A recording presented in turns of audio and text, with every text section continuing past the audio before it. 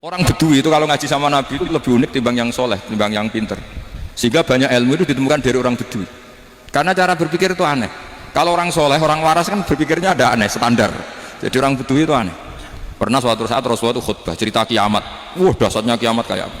Semua orang diam nangis semua. Orang Bedui enggak, lebih cerdas. Ini Nabi itu aneh. Cerita kiamat udah ada tanggalnya ini gimana? Orang nangis semua karena dahsyatnya kiamat kayak gitu. Bumi dihancurkan, wuh. Pantas sudah nangis dewi-dewi. Ya ono sing nangis pabrik banyune macam-macam ya. Ini kalau kiamat gimana ini perjalanan air kemasan saya kan orang mikir. Mikir dewi-dewi. Tapi tidak. Orang Bedui cara berpikir itu enggak. Malah ya Rasulullah, mata sa'ah. Engkau itu cerita kiamat tapi enggak jelas tanggalnya. Kalau cerita kiamat ya harus jelas dong kapannya. Jadi unik. Jadi cara berpikir sahabat kaget semua loh. Kaget karena nggak kepikiran. Nabi A'radu itu mengabaikan. Banyak sahabat yang menganalisis lam yasma'kan. Nabi memang nggak dengar sehingga mengabaikan. Ada yang analisis lagi sami awakariya. Sebenarnya Nabi dengar cuma nggak berkenan karena tengah-tengahnya khutbah kok banyak. Tapi si Arabi ini cerdas, masuk akal kan? Misalnya mau pilihan presiden, orang mesti tanya kapan kan gitu. Ya kan? Mau ganti presiden atau ganti bupati, takarannya orang kan kapan? Kayak Mas Akom jadi wali enggak, pertanyaannya kan kapan? Kalau jatuhnya kan sudah ya. Sehingga tanya mata sa'ah ya Rasulullah. Lama-lama Nabi diangen-angen, bener juga orang ini, saya cerita kiamat kok gak jelas kapannya. Ini Nabi menjawab. Tapi karena Nabi orang-orang yang sangat pintar, tanya balik ma'atattalah. Lalu kalau kamu berani tanya kiamat kapan, saya tanya balik, ya persiapan kamu apa? Jawabnya santai saja. Fa wallah ma'atatullaha kabira sholatin wala siyamin walakinni uhibbuka ya Rasulullah. Saya enggak menyediakan apa-apa, salat saya biasa aja, maksudnya standar. Ya kira-kira 5 waktu pas. Ya jenis saya lah kira-kira gitu. Wala kabira siyamin, dan saya puasa ya standar saja pas. Walakinni uhibbuka ya Rasulullah. Tetapi saya mencintai engkau ya Rasulullah. Jawabannya Nabi apa? Almar'u ma'aman ahabba. Sebagian riwayat anta ma'aman ahbabta. Jadi hadis itu populer tuh barokahnya wong desa tadi. Andai kan dia punya etika, maka sowan dulu tanya 4 mata. Itu jadi hadis ahadi. Tapi barokahnya dia selonong di depan umum. Zaman Nabi khutbah itu jadi hadis mutawatir. Jadi kadang barang baik itu barokahnya orang yang enggak baik. Maksudnya su'ul adab. Tanya gitu kan su'ul. Tapi itu barokah. Akhirnya hadis itu mutawatir karena didengar ribuan sahabat yang mendengarkan khutbahnya Rasulullah. Tapi kalau hadis itu satu-satu kan khossoni bidzalika Rasulullah, khossoni bidzalika Rasul, itu nanti jadi hadis ahadi yang kualitasnya jauh di bawah hadis mutawatir. Jadi barokahnya orang su'ul adab itu ya ada karena Allah yang mendesain ini. Akhirnya kata sahabat, kata Anas bin Malik, mereka itu mangkelnya bukan main sama Arabi tadi karena tanya nggak sopan sama Rasulullah. Tapi setelah Nabi jawab almar'u ma'aman habba fama farihu bisyai'in farahahum bidzalika. Betul, mereka tidak pernah senang dengan hadisnya Nabi sesenang riwayat almar'u ma'aman habba. Barokahnya Arabi. Makanya saya sebagai kiai ini Bedui saya tak pertahankan ila yaumil qiyamah. Karena umat ini pernah terbarokahi oleh orang apa? Bedui. Subal barokahi suladab tadi. Jadi mohon ini supaya majelis ini kan majlisul itorti Rasulullah, coba terlatihlah mengatakan Allah itu subjek, Allah itu al-fa'ilul mukhtar, Allah itu al-fa'ilul mukhtar, Allah itu yang menentukan alam ini. Dan Allah mensifati dirinya wa annahu wa adhaka wa abka. Allah itu zat yang memberi orang itu bisa tertawa, dan Allah juga yang memberikan orang itu bisa menangis. Mbok kayak apa kamu neror umat, amal nggak mesti diterima gini-gini. Ternyata neng majelis nangis ya, mulai ya guyu. Kadang guyu-guyune ngenyak tenan nih. Daripada apa ya agak-agak merodok orang yang dohirnya beda dengan batinnya, nggak perlu distatuskan seperti itu. Ya sudah biasa saja. Jadi, nah, fi muqaddimihim, imam besar dalam manhaj ini namanya Abdul Hasan apa? Asyadili. Abu Hasan Asyadili itu kalau ada orang tanya gini, Beb saya ini susah, sholat saya tidak mesti diterima Allah gini-gini, marah. Gak usah. Kafa bika jazaan an rodiyaka laka ahlan. Sudah kamu ditakdir pernah sujud itu sudah keren. Saya itu andaikan dapat kabar dari malaikat bahwa sholat kamu tidak diterima, saya tidak susah. Bukan karena sombong. Pernah ditakdir sholat sujud ning Allah itu keren. Kayak apa malunya kita ketemu Allah kemudian kita di bumi tidak pernah sujud. Makanya cara Abul Hasan Asyadzili kowe ora usah mikir salat ditampa ta ora usah mbok mikir. Kowe ditakdir tau sujud tuh hebat. Kafa bika jazaan an radiyaka laka ahlan. Cukup kamu mendapat balasan dari Allah, kamu pernah ditakdir sujud. Gak perlu ngaji alim alama, gowo sawi ngalor idul jalalain keren. Paling gak malaikat pernah melihat kamu, gue tak tetap kudi. Gak penting pahamu gak penting. Karena isra bakat paham. Jadi Abul Hasan Asyadzili adalah orang yang, dan itu Al-Hasani ya, dan itu Al-Hasani. Makanya macam-macam, kita yang Al-Husaini sudah kita punya Faqih Muqaddam, punya banyak. Di Al-Hasani yang paling populer diantaranya adalah Abul Hasan Asyadzili. Beliau itu kalau ngendikan sesuatu itu positif terus. Termasuk itu ketika ada orang resah sholat saya diterima ndak, kata beliau wes yang sempurna ditakdir tahu sujud. Saya itu sebetulnya kadang-kadang miris, wes sholatku tompo tora, tapi saya sangat sadili, sangat sadili. Saya nggak pernah berdoa ya Allah ibadah kami jenengan terima ndak, karena takut kalau doa gitu keterusan itu terus ditompo ora ya. Akhirnya keterusan gitu, akhirnya ngenes. Masa orang pernah sujud ngenes, lama-lama gini setan masuk, apa artinya saya sujud ternyata nggak diterima. Lu wong kawula kok iskal tentang pernah sujud. Itu kan ibarat gini, kamu ngasih uang sama orang tua kamu, misalnya Habib Soleh ngasih uang Habib Ali, terus apa artinya tak kasih, kemudian beliau tidak terima kasih, itu kan lucu. Terima kasih tidak terima kasih seorang anak ngasih orang tua itu keren. Makanya saya bangga dengan Habib Soleh ketika beliau mengumrohkan Habib Ali, sudah mendaftarkan haji Habib Ali. Nggak usah mikir diterima apa enggak, wes keren, itu sudah perilaku yang keren, yang hebat. Makanya saya sering pada orang mau cerai tanya saya, Gus saya ini cerai gak, istri saya kurang ajar gini, gak usah. Lalu bojo kula judes, uang di bojo itu keren, paling gak kowe radarani jomblo.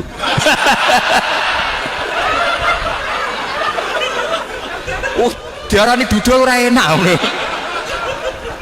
Wes luwe sabar di diarani duda mek diarani bojo judes. Enak bojo judes cek gak. Di bojo lah. Oh iya, provokator itu. Jadi kafabi gajazaan anrodiyaka laka ahlan, sudah ditakdir pernah sujud itu sudah keren. Dulu ulama ala hadan nampak, ulama dulu cara berpikir seperti itu. Makanya ulama dulu kalau nafsiri wasjud waqtarib sudah pernah sujud. Di Quran nggak pernah ada ayat wasjud selan sujudo siro ingkana kada wa kada ingkunta mutayakinan bikobuli sujudi, kan ada sujud ya sujud saja, tidak usah mikir makbul apa tidak makbul. Sudah kalau sujud pasti waktari. Terus saya sebenarnya ya sebagai orang ya kadang putih, sholatku ditompo tau ora. Tapi kalau keterusan nanti ada was-was yang mengatakan opo artine sholat. Lu tuh kan ngeri seorang hamba sing uripe ning bumine Allah kemudian menyoal pernah sholat hanya karena takut gak diterima. Itu kan geblek banget. Biasa jenis kiai yang di partai itu. Saya enggak tahu kalau kan yang dikom.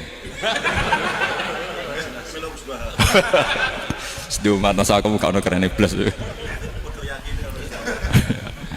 Jadi, nah nanti kalau misalnya ada manhajnya Habib Soleh yang tidak seperti itu tidak apa-apa. Mungkin supaya orang nggak takabur, nggak fakhr. Sehingga makanya mulai dulu lama itu ya partainya kalau nggak rojak ya khauf. Nah saya ini yang jelas terang-terangan ikut partai rojak saja, apa? Partai rojak. Karena banyak yang sudah di partai khauf. Tapi saya rojak yang bil ilmi tadi. Makanya Sayyidina Umar radhiyallahu anhu itu yang namanya sama sujud. Saya itu punya kitab. Habib Soleh pernah tak tunjukin tulisan tangan saya. Muji-muji sujud. Sayyidina Umar ketika ditusuk seorang gila itu Majusi, Abu Lu'lu' terkenalnya itu Hulamul Mughirah terkenalnya. Ditusuk, dia sahabat, beliau sahabat, wali. Jadi nusuk Umar itu kayak apa? Nusuk Mas Hakom aja dosa besar, apalagi nusuk Umar. Itu ketika ditusuk, dia itu ya punya dendam, namanya manusia itu punya dendam.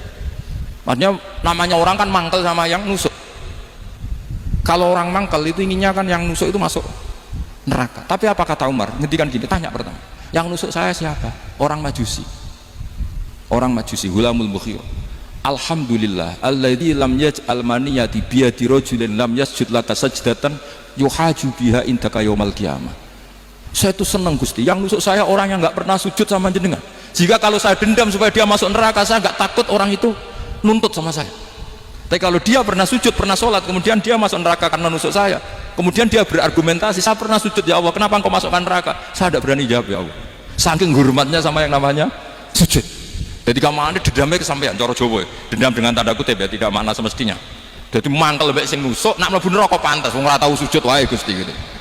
Tapi kalau pernah sujud kemudian dia masuk neraka karena saya, bisa yuhajuni biha yaumal qiyamah.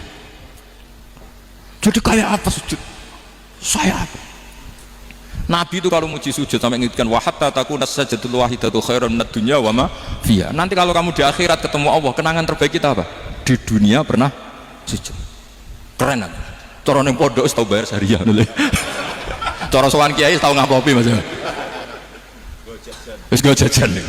Nah tapi kadang syaitan itu masuk tadi. Apa artinya sujud gak mesti ditompo, apa artinya sowan Habib ngaturi gak mesti ditompo, ngaturi kiai. Akhirnya ada ketakutan. Nah kalau ketakutan ini berlebihan lama-lama, ma faidatus sujud. Wah itu sudah buruk sekali wong hamba kok tanya ma faidatus sujud. Ini di pentingnya madzhab-madzhab Syadili. Jadi saya ngaji agak-agak uraan wa amdan. Kalau ini watak sudah bukan. Jadi uraan itu ada dua, ada yang amdan bismil ilm, ilmunya banyak terus milih manhaj. Insya Allah saya partai itu. Ada yang uraan bakat Mas. Ada ya? Ada apa banyak? Nah sebetulnya khauf juga gitu Bim. Ada khauf itu karena ilm. Ada Habib alim alama atau kiai alim alama, dia tahu masyarakat kalau ngikuti Gus Bak nanti jadi fakhr, kurang tawaduk, terus dia milih partai khauf. Lah yang buruk itu ada kiai yang milih khauf pancen dari awal sati cilik ya. Jenisnya wis hati.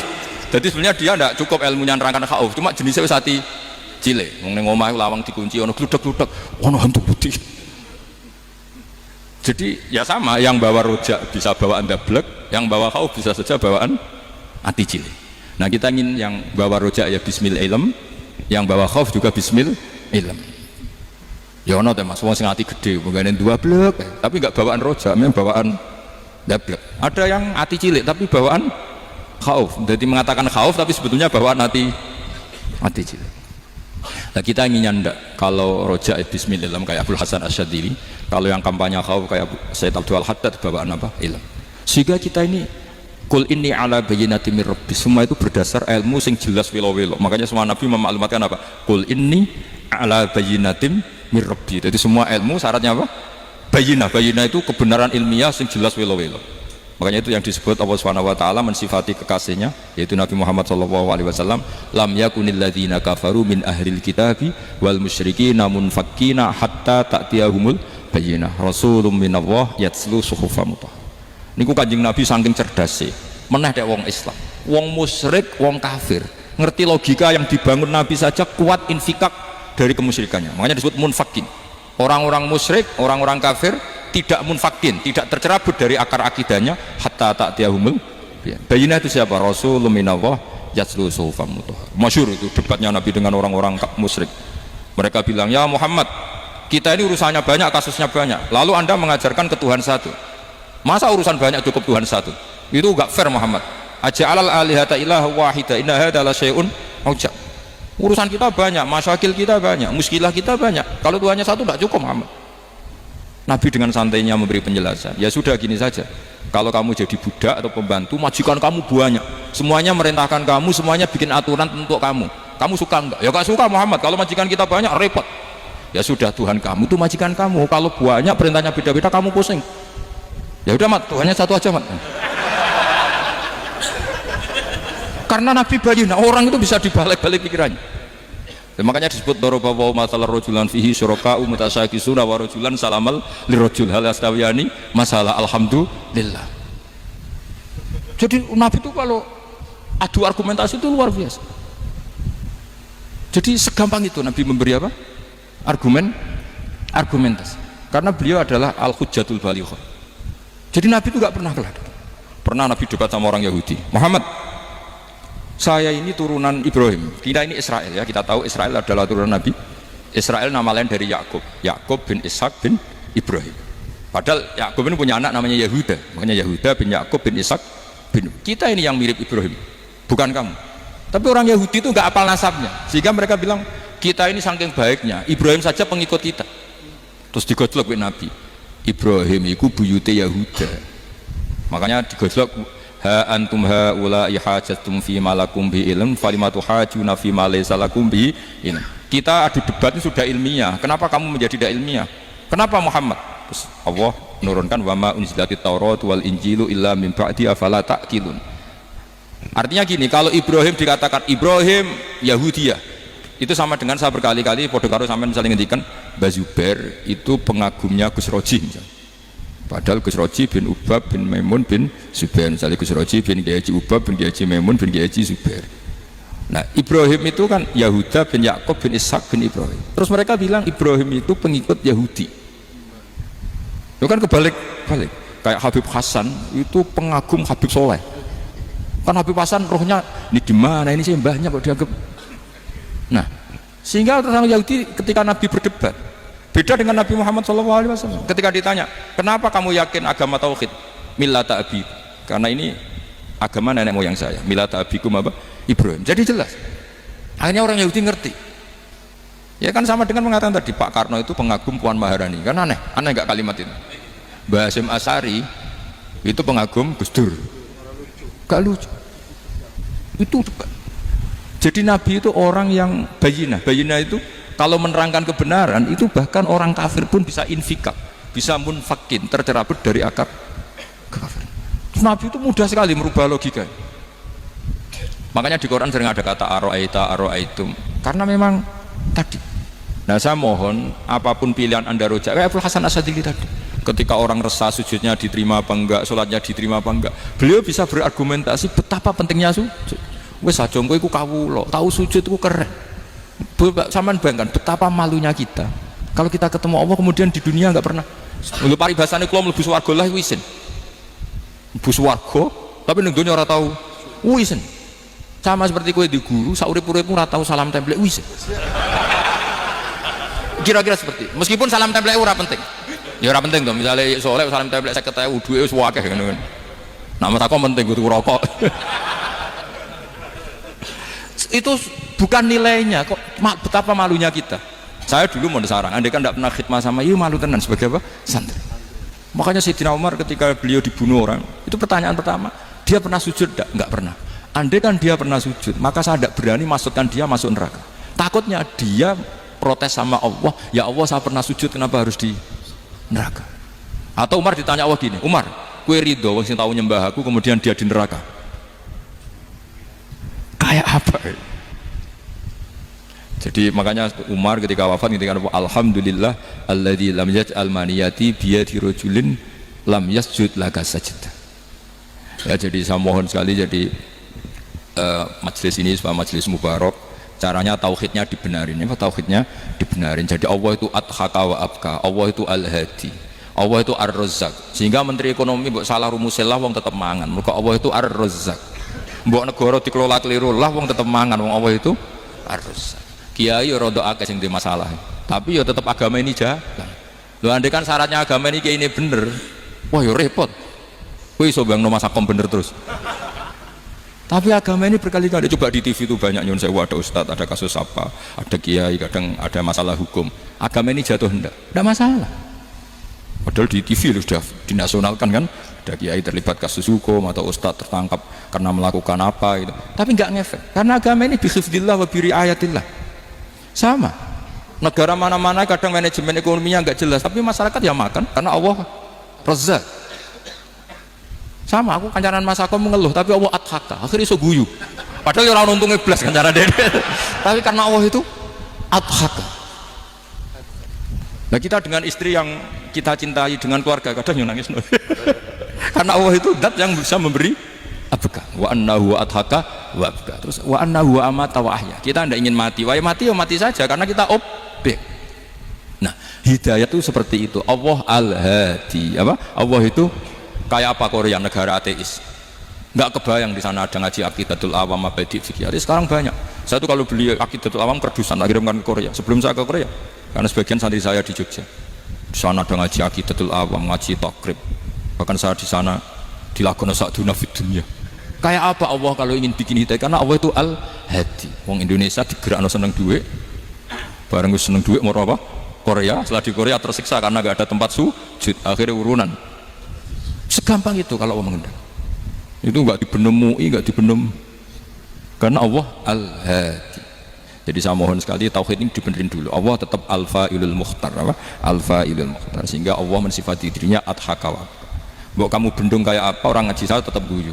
Sekarang iso mbuli saya, oh Gus Bapak ngaji tidak guyu. Allah yang memberikan guyu kamu itu.